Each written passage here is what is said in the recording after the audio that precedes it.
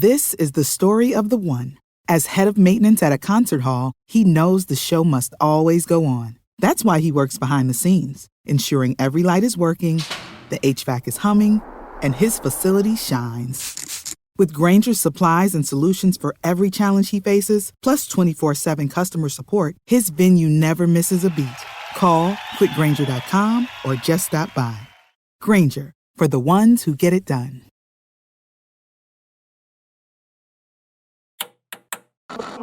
With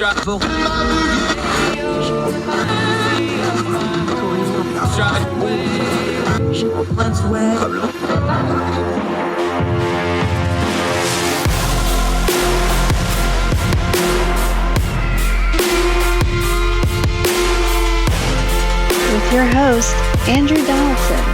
This is Heard Tell. Heard Tell Show. It is Wednesday, June the 15th, year of our Lord 2022. How y'all doing? Good to see you. We missed you. Welcome back to Heard Tell. I'm Andrew Donaldson. Got a lot to cover on the program today. Real good friend of ours. Hadn't been on the program in quite some time. Glad to have him back. John W. Miller's here. We're going to talk a little league baseball. He's been writing a couple different pieces about cultural issues and how things like sports in our communities has changed. They've changed more to a for-profit model and how that has changed how our communities do things. What's that mean for our cultures? John W. Miller is our guest on the program today. Very excited to have him.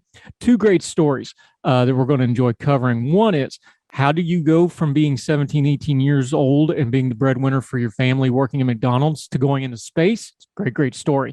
Going to cover that in a little bit. We're also going to go out to Minneapolis, our final segment. We always try to do an uplifting story. This is a great one. A community comes together and helps a woman buy her home so that she does not get evicted. It's a wonderful story. We're going to get into that in just a little bit. Also, we're going to go overseas. I'm going to talk gas prices with Russia. We've been on this since the Ukrainian war began, since Putin's illegal war of aggression in Ukraine. We told you all the sanctions in the world, all the talk, all the big speeches. It doesn't matter if you don't go after the oil and gas. They didn't. Russia is making more money on their gas, even with their reduced exports, than they're spending on the war in Ukraine. What does that mean? We're going to get to it in just a little bit. But first, another issue of gas, and we're going to deal with it back here at home. President Joe Biden. We're going to go through this. We're going to have to build this up a little bit. We're going to go real slow for all the folks in the back and overflow and those of you from Logan, because I don't want to lose anybody here. But President Biden has written a letter to the oil and gas industry. This is, folks, this is an exceptional document. Joe Biden, let's start here. I just had a piece in Spectator World. We'll link to it in the show notes, as we always do, about who Joe Biden is. And I'm not being mean to the man. I'm really not. He's the president. He deserves the respect of the office. But we have 50 years of book on who Joe Biden is. Nobody should be surprised about who Joseph Robinette Biden Jr. is. We have book on him. He was in the United States Senate for 36 years. He was vice president under President Obama for another 8 years. And he's been president for basically 2 years now. We have all we need to know about the character of him, his personality, how he does things, how he functions, how he does things. If you didn't do the homework on who Joe Biden is, that's on you. Now, apparently a lot of our media didn't, or they just too lazy or whatever. Joe Biden has some, let's call them personality cues, okay? Cues is in like theater cues, like you know something's going to happen. Joe Biden talks big. He talks recklessly. Remember Sheriff Joe, President Obama, this was at the State of the Union, and it's not like this was subtle. State of the Union, President Obama, oh, Sheriff Joe, we're going to put him in charge of curing cancer or whatever. Sheriff Joe's not really a term of endearment. Sheriff Joe is because he's kind of that crazy guy who says big things and goes off half-cocked a lot of the times. Problem is, when you're a senator, you can get away with that because you're just one of 100 people. When you're vice president, you can get away with that because you don't actually have any enumerated powers. You're just the heartbeat away from the presidency guy in case something happens, God forbid, to the president. But when you're the president, even when you're running for president, everything you say matters. Everything you do matters. It's not just the media or the political commentary or the American people that pay attention to your words. Foreign powers do. Companies do. Nations do. Markets do. Everybody listens to what the President of the United States says because what he says matters a great deal. Now, with that background, I want to read you an excerpt from this letter, but hold that thought because we're going to come back to it in just a second. So President Biden is upset about gas prices. The line from the White House is that Vladimir Putin is the cause of the raised gas prices. Now, let's parse this out. Again, one of our founding principles that we have to keep in mind here is the President of the United States, whether he's a Republican or a Democrat or whatever, they get too much blame and too much credit for the economy. That's just the way it's always been. So when he says Vladimir Putin is to blame for higher gas prices, that is partially true. Gas prices went up when the Ukraine war happened, but they were already elevated before that. And they were elevated, we're going to talk about, because in no small part, because of Joe Biden. But let's go to this letter real quick. This is from the White House, official White House stationery, very pretty, even has a graph on it, very amazing. I want to read you a small excerpt from this. To be sure, this is Joe Biden writing, or more specifically, his staff wrote this. The shortage of refining capacity is a global challenge and a global concern. He's right about that, by the way. Around 3 million barrels a day of global refining capacity have gone offline since the onset of the pandemic. That would be, 2020, inhibiting our ability to ramp up supply of gasoline, diesel, and jet fuel. I am working with allies and partners in countries around the world to encourage global refinery capacity to come back online. But in the United States alone, oil refiners significantly reduced their capacity during the pandemic. In the year before I took office, listen to this carefully, we're going to come back to it.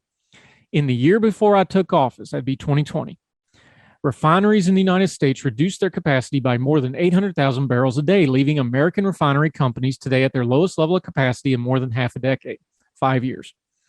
I understand that many factors contributed to the business decision to reduce refinery capacity, which occurred before I took office. President Biden's official letter that he has put out now.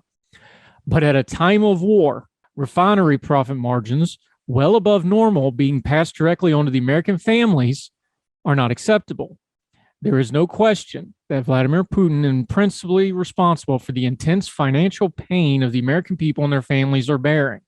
But amid a war that has raised gasoline prices more than $1.70 per gallon, historically high refinery profit margins are worse than that pain.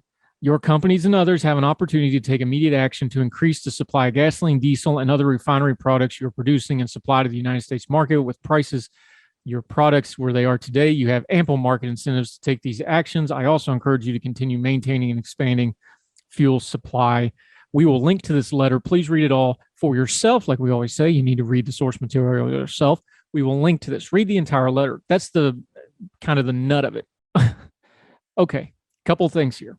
Refineries are one of the most heavily regulated things we have in America for environmental reasons, for good reasons, by the way. They are environmental challenges.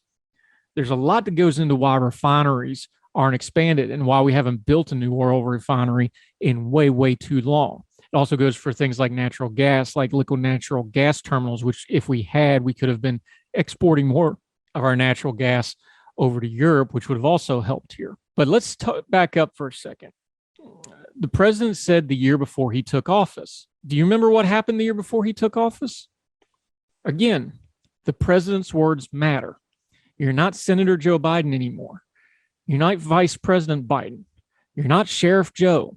During the debate, 2020, Joe Biden, this is on video. You can look it up. You can watch it. You can listen to it. I'm quoting here. No more subsidies for the fossil fuel industry. No more drilling, including offshore. No ability for the oil industry to continue to drill, period. It ends. That was Joe Biden in the Democratic debate. It was one of his signature lines of the entire campaign. It was his environmental bona fides to the Democratic Party and for progressive folks that find environmental issues to be very important. He said that. He said that as the front runner. If you're running a company, the oil company, for example, and the natural gas industry, and the incoming president of the United States has said this, they're going to take measures. They're going to reduce capacity. They're going to scale back. They are going to prepare to be dealing with a federal government that is going to be hostile to their business model. Now, not that there isn't environmental concerns and all that. We'll deal with that some other times. But that's just how these things work. This wasn't Senator Joe Biden saying this. It wasn't Sheriff Joe or VP Joe. This was incoming president of the United States, frontrunner Joe Biden. So when he became president, the oil and gas industry bowed up and they prepared for a hostile administration. That's part of what's going on here. For the president to turn around and say that he had nothing to do with this and this is all Vladimir Putin is utterly ridiculous. Now, it went from bad to really crippling people because of Vladimir Putin. That's true. But let's back up again. If we had taken care of our refinery business in the first place, if we had found a happy medium between environmental concerns and being energy self-sufficient from the rest of the world, we wouldn't be in this mess to start with. Now, that has a lot of blame to go around, and that's not all on President Biden at all. But he's the president now. He could take regulatory action right now to try to loosen some of this, and he won't. But he's also now flailing because gas prices are absolutely killing his approval rating.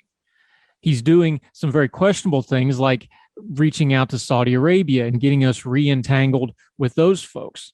And let's not go down the list of human rights violations and other issues we've had with the Saudis over the last 40, 50 years. Things have consequences. Things do not happen in a vacuum. They happen in a sequence. Sheriff Joe, Senator Joe, VP Joe, he could say things, big braggadocious things, and it didn't have an effect. President Joe Biden, it has an effect. This didn't happen in a vacuum. It happened in a sequence. And the sequence was the man who was probably going to become president said he was going to kill the oil and gas industry. And the oil and gas industry reduced capacity because of it. Gas prices went up. And then when Vladimir Putin invaded Ukraine, they went up even more. So you can split that however you want to, 70, 30, 60, 40, 80, 20. It doesn't really matter. The president is not to blame for all of the gas prices. But when he writes a letter like this and he tries to put it off on other people without taking any accountability whatsoever for him, he's also bringing out one of the worst traits from Senator Joe and VP Joe and Sheriff Joe before. He never takes accountability for anything. They can talk about his empathy with other people, and the president's been very, very good on things like that. He's a man who's gone through immense personal tragedy. He knows how to suffer with people. He knows how to connect with people on a personal level. Empathy is not accountability.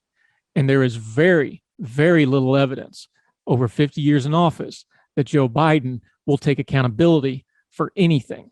And when you're the president of the United States and you refuse to take accountability, whether you're a Republican, a Democrat, or whatever else, that has immense consequences.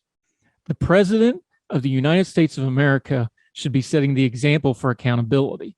Now, we understand politics is politics, especially with somebody like Joe Biden, who's a political animal through and through for over 50 years. But accountability matters. Mr. President, your own words brought about a lot of this, and your actions as president for over 2 years, where you're in charge. Nobody else, you're in charge, has a track record, and blaming everybody else isn't going to fix this. You need to be the president. You need to take accountability, and you need to take steps to make this better. Writing letters to other people and blaming them isn't going to get it done. And your approval rating shows nobody's buying it in any way. More Hertel right after this.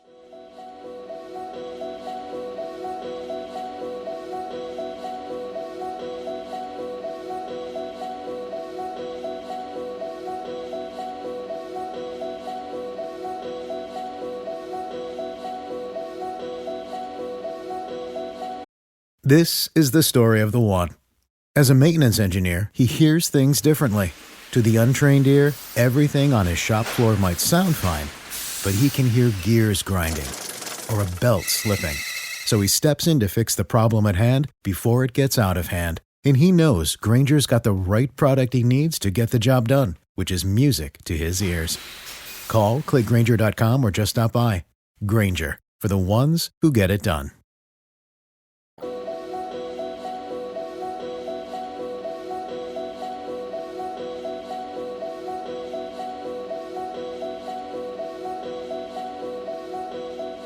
I'm back to Hertel. Let's go overseas real quick. BBC.com, the BBC News Service. Russia's oil export revenue. We know the war in Ukraine. We've been covering it. We're over 110 some days into the war now. We've said from the beginning that the sanctions and the other measures, unless you go after the oil and the gas production, it's all meaningless. So from the BBC, Now we have a measurement of how pointless it is. Revenues have been falling since March. This is from the BBC, as many countries shunned Russia. It also warned of potential loopholes and efforts to curb Russia's imports. The European Union makes up 61% of those imports. Looking at you, Germany, Schultz machine, worth approximately 59 billion. The CRE reports, and this is the important part, Russia still earned 97 billion in revenue from fossil fuel exports the first 100 days of the Ukraine conflict from 24 February to 3 June. Overall, exports of Russia's oil and gas are falling, and the revenue from the energy sales are also declining from their peak of well over $1 billion a day in March.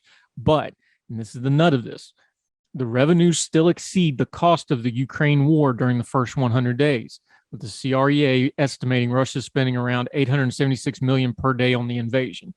In other words, it's not really costing the Russians that much money without their oil exports being measurably cut down.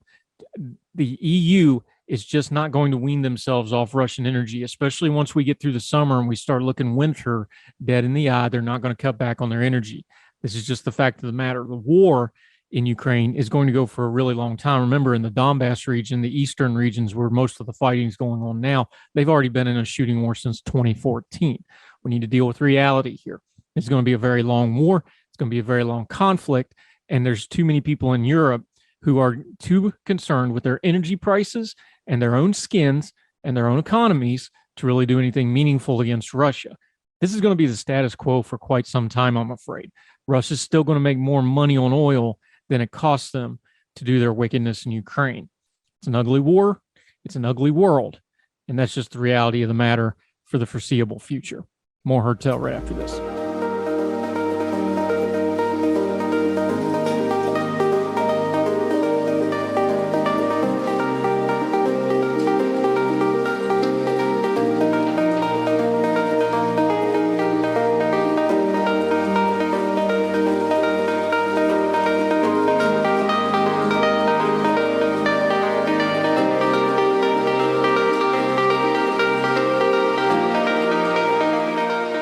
Welcome back to Heard Tell. Okay, we get to talk about something kind of sad, but a little bit of fun, and something that's actual cultural impact, not that political cultural impact we're talking about how you actually live your everyday life.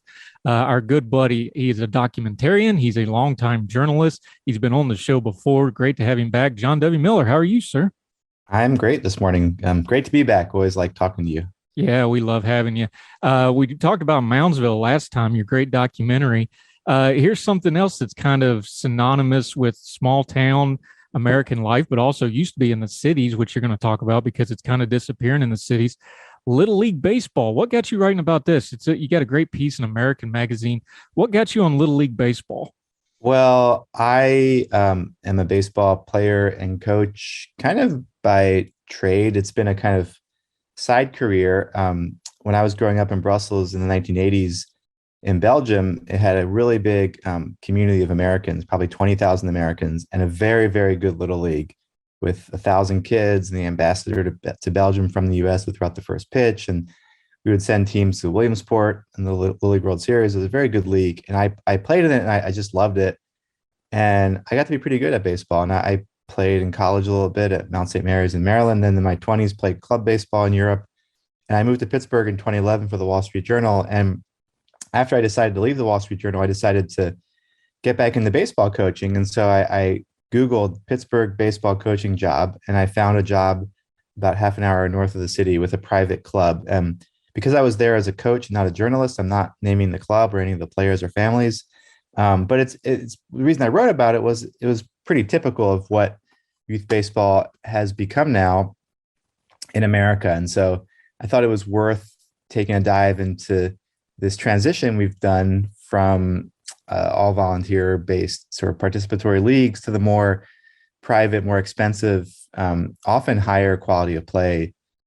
It's often called travel sports or travel baseball. I prefer to call it private or privatized sports because I think that more accurately describes what it is, because it's often people trying to make a profit who own the club and who are using it to pay for their own salary and pay for their 401k and pay for their kids' education. So it's becoming like little businesses, which obviously, this is America. There's nothing wrong with starting a business. I just thought it should be talked about a bit more. Now, we're much of an age, it wasn't that long ago when I was a kid, you played T-ball and then you played Little League, and then you might play, what they call Pony League or American Legion ball. And then other than that, you go play, high school, middle school, and then college. The travel teams, talk about the rise of how this started to change, because, and you went into some baseball history in your piece that some folks may not, baseball really is America's organic sport. Like, this is something we came up with on our own.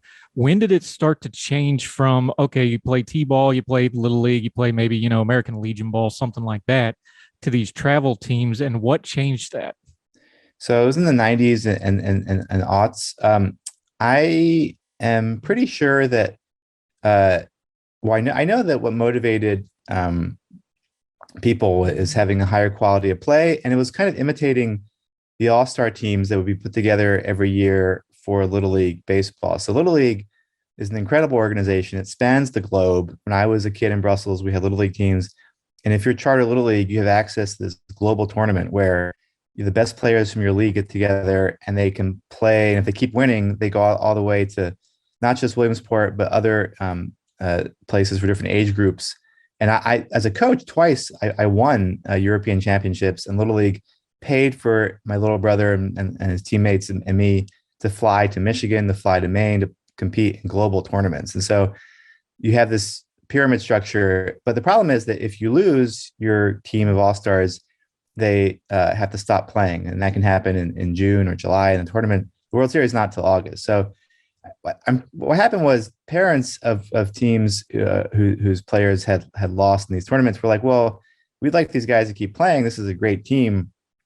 How can we do that? And so you had, in the 90s, you had started seeing development of private complexes, which would charge money to have teams come play in tournaments. And where I live in Pittsburgh, there's a bunch of them. There's a guy who's like a plumber who, with this land he owned, built 2 baseball complexes. And every weekend from April to October, he can get 20, 30 teams in there, each paying $1,000 to play in the tournament. And the tournaments are set up to be really exciting. So often you have 2 games on the Saturday that are round robin, and Sunday it's a knockout round, and it's thrilling to be a part of that. And so it's kind of taking that Little League World Series experience and commodifying it and making it into a product you can sell, and that can be for anybody who can pay, get a team together. And when you lose in June in that big tournament, you're not out for the whole summer. So it's kind of turning that Little League World Series experience into a product is what I think happened. Yeah, that's the business side of it. The cultural side of that is when you start doing all-star teams and you start doing these travel teams and tournaments, though, you've moved away from, well, this is our city team or our community team or our county team, and now it's a mismatch of people. And that's where you started delving into, okay, this isn't just a community team anymore. And that's a big change, wasn't it? Yeah, I mean, in the old days, it would be something that would really unite, all the kids in a school or all the kids in a school district or town. You'd all play in this league, and you could all, different levels of skill, all be a part of it. Now it's like, yeah, the better players will be driven off to the next suburb to play in somebody else's travel team. So it's definitely not healthy on a basic human level. As a baseball coach, and I explore this contradiction in the story. As a baseball coach, I find that the higher level of play quite satisfying, and I like coaching good teams. And I don't see why why people wouldn't like better baseball instead of crappy baseball.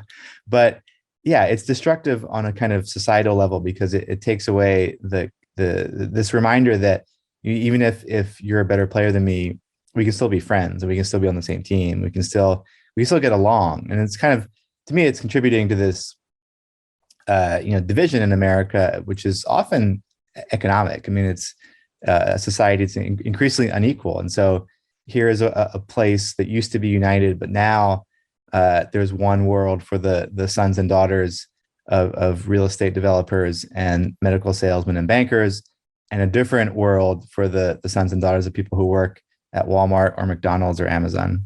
Yeah, and John W. Miller joining us. Let's be honest, baseball is a bit of a complex sport. You got to have equipment. You got to have a lot of people involved. It's not like soccer where you can just roll a ball out there and go kick it. There's money involved. And when you start talking about things like dividing it into travel teams, what happens is when you start having an elite level, and you touch on this in your piece, a lot of the lower level stuff or the community stuff or the municipal stuff starts going by the wayside. You mentioned in Pittsburgh, when you went to Pittsburgh as a journalist back in the early part of 2011, there's all these great facilities, but nobody playing on them. And part of what happens is there's only so much money going somewhere. And when you're pipelining a certain group of kids, the other group of kids, there's not a lot left for them to play, is there? And this is a particular problem in baseball. If you take away the best 5 players, say out of 30, say you have 3 little league teams, you take out the best 5 players, you lose the kids who are strike throwers, who are kind of generating the rhythms that baseball depends on. To have a good youth baseball game, you need strikes, you need balls put in play, you need a core group of kids who are good at catching and throwing and catching the ball. If you take them away, the game kind of falls apart, which is not a problem you have in soccer or basketball, where the game might slow down or you might have fewer goals, but essentially you still have kids running around and it's still fun. It's still this kind of joyful physical thing. But in baseball, people just stand there. And so you need those core group of kids to keep the pace of the game strong. And that's a problem that's particular to baseball. And I think it's why you've had this decline in recreational participation. So now it's like, for baseball, it's either you're part of a travel team, you're paying a bunch of money and you're pretty ambitious, or you're not playing baseball at all. You're playing something else. Yeah. What does it do? Because you talk about this too. When you lose a sport like baseball, like Little League Baseball, where it's pretty much open to anybody can show up and play, you can find, bar gear or whatever. When those lower levels disappear, again, there's the business side of it and then the community side of it. What did it do to the community side for these, especially in the inner cities where baseball has almost disappeared in a lot of them? What does that do to the communities where they don't have that sport edge that you found when you started researching this? They've lost baseball. I mean, I love baseball, but I'm not somebody who says that you have to play it or that, you can have a happy life without playing it. So, people play other sports and you've seen, not just in cities, but in suburbs and rural areas. Lacrosse is now way more popular than it was when we were kids. Kids playing golf, which I find kind of insane, but that does happen. But you're right. In cities, baseball is less popular, and particularly in the African-American community, it's less popular. And in my piece, I chronicle some efforts to change that. And it really depends on a lot of grassroots work. It's very hard to kind of manage from the top down. And despite, MLB's efforts, you can't just throw a bunch of money at this and hope it'll just kind of turn into kids loving baseball. You need people doing the work. And so in my piece, I chronicle Nelson Cooper and Pittsburgh Hardball Academy in Pittsburgh. There's also a guy in Philly named Amos Uran who has Anderson Monarchs. And every city has one of these organizations. So if you care and want to help, I encourage you to figure out who in your city is doing this work and support them, because that is what it takes. It takes people actually coaching, on the field 3-4 times a week, doing the work, which is not easy. And, it's pretty skilled coaching task to try to get kids excited about a sport. Yeah. And to be fair here, this isn't just a baseball problem. Basketball, the same thing's happening in basketball with AAU, which about. Football, it's becoming a very clinic-driven, specialty-driven sport where you go to clinics for whatever your position is, especially for quarterbacks and wide receivers and things like this. This really is a change in how we view youth sports in America at large. It's not just baseball, is it? It is. And the stereotype is kind of like that these are the children of people who think their kid's going to play in college or play in the pros. I think it's more that this is just a better experience just in the moment, that like you pay the $3,000 for your 12-year-old to play Little League or this new kind of baseball, because that's what's the most fun. And if you're a good parent, in America, you're supposed to spend the money to ensure your child's being fulfilled.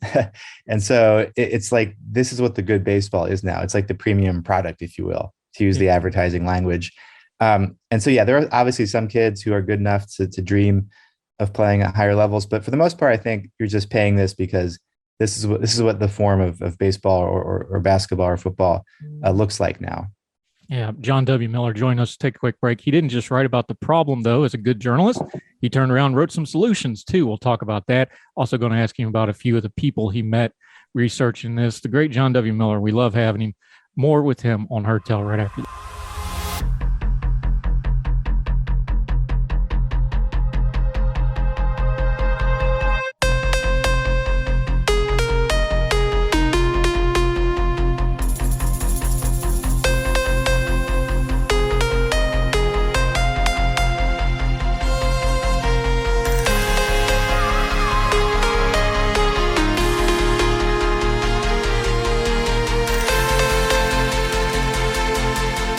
We're back with our buddy John Miller talking a little baseball. Okay, so we know what the problem is. We know that the money's an issue. What's some of the things we can do about it? My first question about this, though, is if it's a cultural problem, like you said, MLB's thrown plenty of money at Little League Baseball. That's not the issue. How do you change a cultural problem? You have to have a cultural solution, don't you? Yeah, and that means the people at the grassroots having ideas. So as a follow-up to my first piece, I wrote about some of those ideas. And, basically, if you think about, youth baseball as its own sport, what you need is for there to be balls in play. You cannot have youth baseball become a contest of whether the pitcher can throw a strike or not. So you need to change the rules so that you have that ball in play at least every 30 seconds. So one thing I like to do is play 1 strike and you're out, or 2 strikes and you're out, where I'm pitching or a machine is pitching and you're getting a strike and the ball's in play. So that's one way. Coaches catching to kind of make the pitchers more comfortable and have them, get rid of pass balls and sort of accelerate the tempo. There's a guy in California named David Klein who has a game called Speedball, which is 3 teams show up every game. 1 team hits, 1 team plays the infield, 1 team plays the outfield, and you rotate. So you get more at bats with only 5 players, and you have different rules to accelerate the game. Smaller balls to make it easier to throw strikes. 5-on-5 with 3 bases. People think that baseball is kind of etched in stone and handed down in the Constitution, but it's actually a very malleable game, and there were lots of rule changes in the 19th century. And I think you just have to change the rules until it is exciting again. And if it's not, then why would a kid want to play if it's just standing there? I don't know if you know the Peter Paul and Mary song "Right Field," where they sing, "Playing right field can be lonely and dull. Little leagues never have lefties who pull." And so it's a song about a kid just standing there, and all of a sudden the ball comes out to him, and he's just shocked. So yeah, baseball should not be that picnic. It should be fun and rhythmic and have good pace to it. And so you need to, again, change the rules so you get that pace. Now that's something that football has done in America, especially now. We talked about how that's become a clinic kind of sport. They play 7-on-7. You do clinics, you go to things like that. It seems to me like something like that, because it sounds like, well, that's not the real game of baseball. No, but what it does do is the one thing that's really hard to get Little League to do is it builds a skill set, but it still does it in a fun way that doesn't drag like a full-blown game does. Yeah, that's really smart. I should look into that. I don't know that much about football, but yeah, that seems like they're kind of forced to, I guess, because the grown-up game is so insane. So you need to modify it. But yeah, I'm all for just making up stuff that works in the moment, and not trying to be too traditionalist, because eventually, if they're good, they'll be able to play at the higher level in the real game too. Yeah, John W. Miller joining us. Now, you have one suggestion that I think is a great suggestion, but let's be honest, baseball can be a little stodgy. They can be a little traditionalist. They can be a little slow to change. But I think you have a good suggestion here. You talk about the coaches at the Little League level. It's set in stone that they're not to be paid, but this is something that should probably be changed because, and you had a great line in there, is like, well, you don't expect free violin lessons. Why would you expect free baseball lessons? Should they have some kind of a standardization of coaching? Well, yes. It seems like it's going to be hard to fix this problem if you don't admit that your average parent, with all due respect, is probably not a qualified baseball or softball coach. And by the way, when I say baseball, I include softball and I include girls sports. So there should be a middle ground between a private club or somebody's making, and there are club owners, by the way, who make hundreds of thousands of dollars. And so there should be a middle ground between the volunteer parent who knows nothing about the sport and then the private club where it's $3,000 or $4,000 to play. And so I think it would be reasonable to have, a fee that would be, say $300, which is manageable for almost all families if in the per year in broad sense. And then paying coaches something. And so then you can get some qualified people and you can demand a kind of performance and demand a kind of pace and demand a standard of fun and excitement that you don't get if it's a parent who does not know what they're doing and just standing there. And it drives me crazy when I see a dad standing at home plate, hitting a ball to one kid at a time, and while 8 kids just stand there. So I bring up the European kind of club model where it's often a public field or kind of a public structure, but you're paying the coaches and the fee is somewhere between the little league, $50 or $100, and then the private club, 3,000 or 4,000. All right. One of the things we always appreciate about you is you find these great human interest stories. Give me a couple that you found writing about baseball. Give me 1 or 2 of the great individual people that you met that really bring this to life. So I mentioned Nelson Cooper, who's an African-American man in his 20s who, when he moved to Pittsburgh, was disappointed not to find baseball. And so he started out with a group of kids and just running practices and games. And now he has 80 kids playing all kinds of levels and is sending a kid there's a kid from that program going to play shortstop at a major college. There's, just a sort of culture and community that he's built around it. And I really admire that. I interviewed former major league catcher Charlie Green for this story, and Charlie grew up in Miami. And he told me when he was playing Little League, he played 1 game a week, and that was the highlight of his week. And it wasn't more than that. And that guy made it to the major leagues. So you don't need all the bells and whistles sometimes.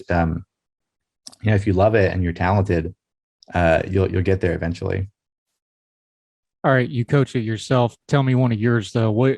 Just put it on a human level for me. You're a great writer, which is why we always enjoy talking to you. But tell us what you get out of something like Little League and working with the kids. And I mean, it's a game, it's a sport. You're helping kids. What does it mean to you, though? Well, I love, sort of leading players into a place where they can play really well without, yelling and screaming. I feel like kids usually don't listen that much to what you're saying, especially in a group. So it's all about setting up a structure where they're figuring it out for themselves by playing, and then you have to make adjustments, but ultimately they have to learn by doing.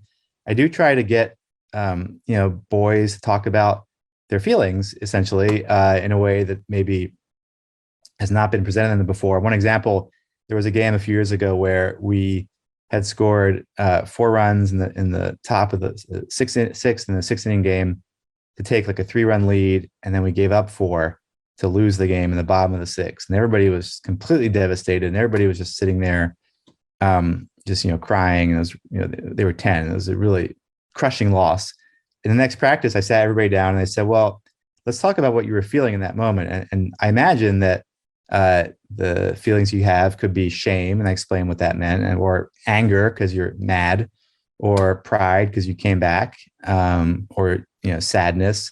And I explained what all those feelings meant, and they kind of took it all in. And then I went around and had them say which of those feelings they identified with. And one of the kids goes, "Coach, I felt all of those." And so, yeah, just I'm not there to lecture people about, big, heavy stuff. But when the moment comes up like that, then you have their attention, and you can kind of help them connect. Because I remember as a kid, just feeling very angry whenever I failed, and baseball is a lot of failure, and getting really angry and mad and not knowing what to do. And I, wishing I had, or in hindsight, wished I had a coach who had sort of explained how you cope with that, because baseball is a sport where it can just be excruciating. You're by yourself, you fail, everybody's looking at you. And so, yeah, it's a chance for a coach to kind of use that moment to help somebody, grow up a little bit. Yeah. John W. Miller, love talking to you, my friend. He's got 2 great pieces on this topic out in American Magazine. How America sold out Little League baseball is one of them. 9 ways to get kids to fall in love with baseball again is the other one. We will be linking to both of them in the show notes. You, my friend, have a lot of irons in the fire, though. Let folks know what you have going on. We've had you on before about Moundsville. Folks can still go find that at pbs.org. Let folks know what you're doing in your social media so they can keep up with you. So, yeah, my Twitter handle is WM journalist. I write a column for America every couple of weeks. I'm working on a book project about baseball, which I can't detail yet, but it's about baseball. I'm looking at different coaching jobs in Pittsburgh. So keeping busy and I'm enjoying the kind of the interest in this story, because I didn't expect it would have this much interest, but people really care about baseball. So it's fun to be a part of that. I was on the Effectively Wild podcast yesterday, the #1 baseball podcast, talking with Ben Lindbergh about all this. So it's really neat that everybody is so interested in this, and I'm grateful to be part of the conversation in a subject I love so much. Yeah, well, you do very good work, sir, and we love having you, and we will definitely have you back soon. So, John W. Miller, appreciate the time, my friend. All right, thanks, Andrew. Thank you, sir.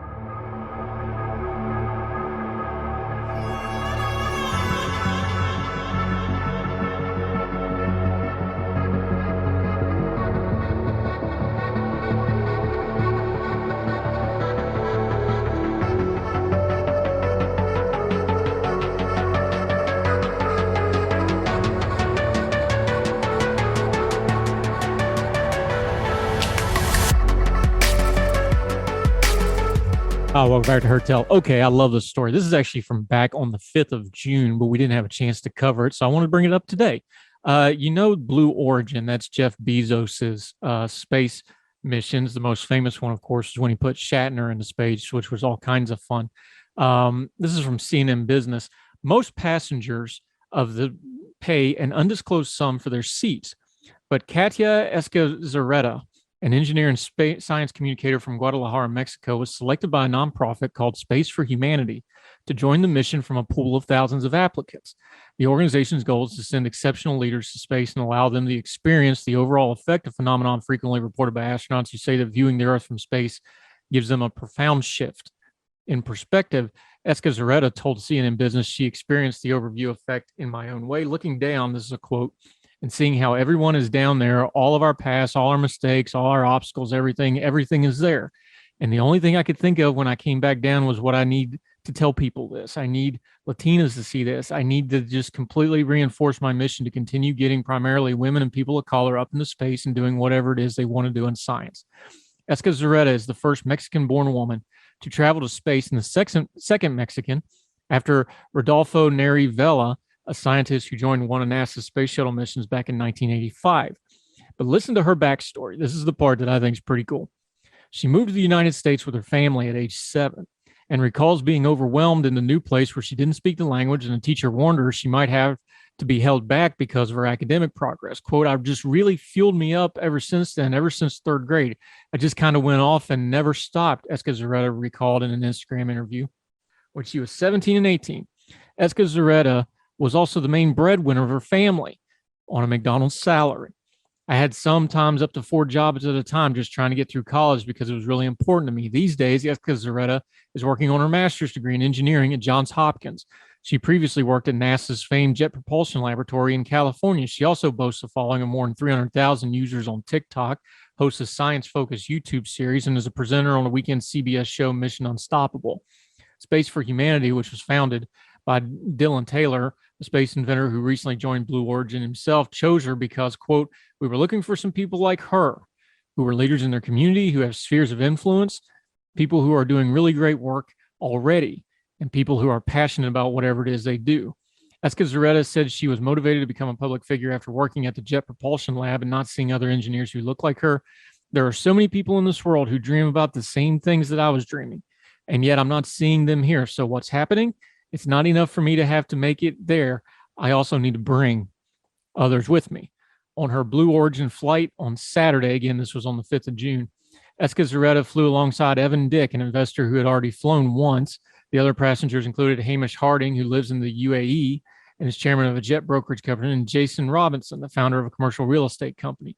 Victor Vescazovo, the co-founder of a private equity firm, and Victor Correa Hispania, 28-year-old who secured his seat after buying an NFT from a group called the Crypto Space Agency.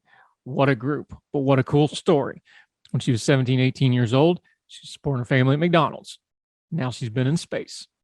I like stories like that. More Heard Tell right after this.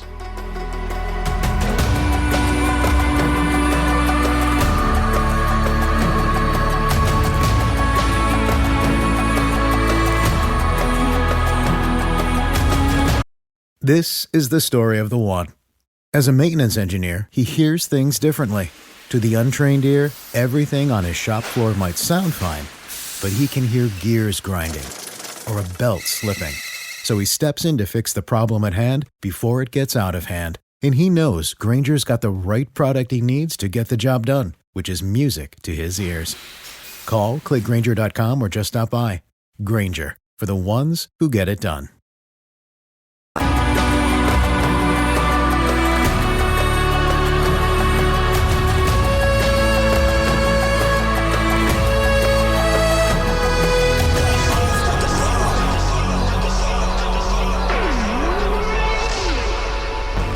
Welcome back to Heard Tell. Okay, let's have some good news. I love this story. Let's go up to Minneapolis.